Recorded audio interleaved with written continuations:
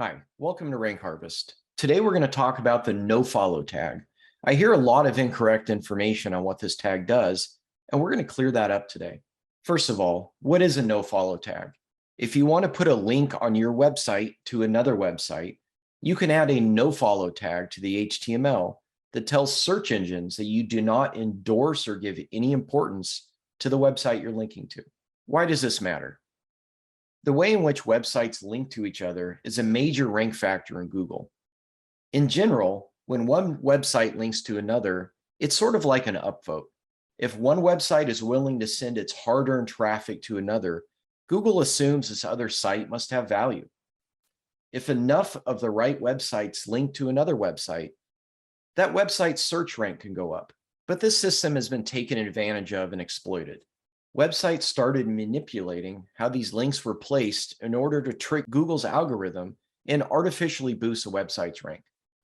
Google started to crack down on this manipulation by penalizing websites that had too many suspicious-looking outbound links.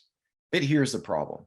What if you have a legitimate website and want to link out to some random sites and don't want Google to get suspicious?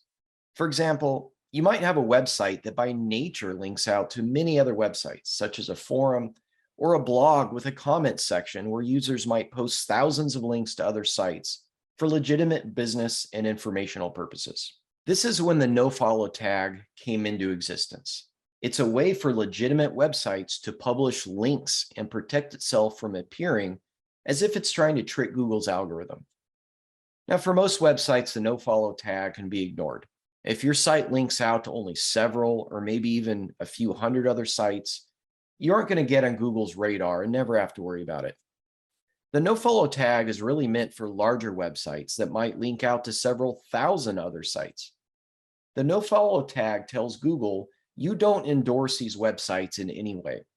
And by tagging them as nofollow, it removes any SEO value and therefore any incentive to use them to trick Google's algorithm. This helps legitimate websites protect themselves from penalization and helps Google sort out the difference between links that it should be taken into consideration for search rank and those that should not. But here's where it gets a bit murky. Google doesn't actually ignore a nofollow link or in fact not follow it.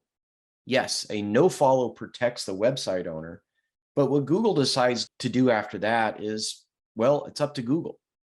It may or may not decide to pass SEO value to the recipient website. Here's an example. A new band plays at a college. This band has a new website that ranks for nothing and has no links pointed to it. The concert is a hit, and the next day the college's online forum blows up with students writing comments about the band, including hundreds of links back to the band's website. Now, being on a forum where users can comment publicly, all these outbound links pointed to the band's website would have been automatically tagged as nofollow by the webmaster. In theory, then, having no SEO value. But the next day, the band's website skyrockets in rank. Why did this happen? Even though all the links to the band's website were tagged as nofollow, Google decided on its own that all this backlinking activity was legitimate and not an attempt to artificially boost the band's search rank. So the bottom line is to think of the nofollow tag as a way to protect yourself from being penalized by Google. But don't make the assumption that they have no SEO value to whatever website you're linking to. I hope this cleared things up a bit on how the nofollow tag works. In one way, it protects the website owner from looking like it's trying to manipulate Google's algorithm. But sort of from that point forward, it's really up to Google how it decides what to do with that link. Anyway, hope to see you again next time.